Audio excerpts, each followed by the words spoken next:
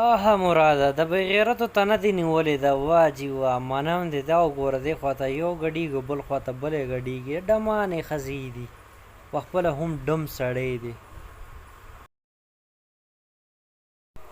السلام علیکم ګرانې مینهوالو، زه فیضان ګلستان یو ځل بیا حاضرم. دوستانو تاسو د ورکوټ شانې کلیپ هم صحیح کړو، دا د مراد او د نیلم ګل هغه دی او ورسره فاطمه ګل هم دا دی چې دی نو اوس یو ځای شوي دي او تاسو چې دی نو د ورکوټ شانې کلیپ صحیح کړو.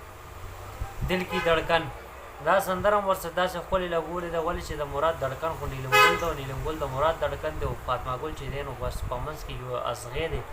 اصغی داسې دی چې کوم کار نیلم ګل کولی شي هغه فاطمه ګل نشي کولی او فاطمه ګل کولی شي هغه نیلم ګل نشي کولی. نو بس د تاسو د ښه پته ده د دوی کار روزګار دنده څه دی، ولې چې دا ډانسرې ښځې دي او د دوی چې دی نو بغیر د ډمتوب نه نور څه کار روزګار نشته. او د مراد هغه د مراد کاروبار کار روزګار هم په دې باندې دی، په نیلم ګل په فاطمه ګل باندې. اول په نیلم ګل باندې کولو، نیلم ګل تېنه مروره لاړه وتښتېده، طلاق یې اخیستلو، طلاق یې وله ورنه کړو. بس د دې یو غیمه سازه شوې وه، هغې نه پس بیا فاطمه ګل راغله او په فاطمه ګل یو څو میاشتې چې دی نو یو نیم دوه میاشتې چې دی نو کور کې ناسته او بس بیا فاطمه ګل هم راووتله. دې ټایم کې فاطمه ګل سوپر سټار ده. ګورې په فیسبوک باندې مراد څنګه د فاطمه ګل پوسټ لګوي یا چې دی نو د ډانس هغه ویډیو لګوي نو خلک ورته دونه کنځلې کوي که نه. د هغې کمنټس یې تاسو لږ چیک کړئ دوستانو، تاسو په خپله پته ولګوي.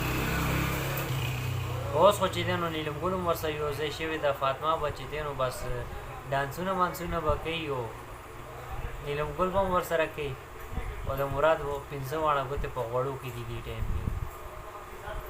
نو دا چې دی نو زمونږ د معاشرې هغه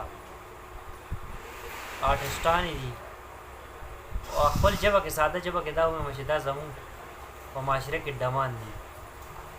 انګلیش کې ورته آرټسټ وایي، فنکار وایي، اردو کې ورته فنکار وایي او پښتو کې ساده ژبه کې چې دی نو ډمان دي. دا ډمان خلک دي. بس دوستانو زما دا میسیج دا پیغام ما خپل دوستانو سره شیر کوم. په ویډیو کې ما څه غلطي شوې بخښنه غواړم. انشاءالله ډېر ژر تاسو سره به یو نوې ویډیو کې به ملاقات کېږي. د لوی الله په امان والسلام.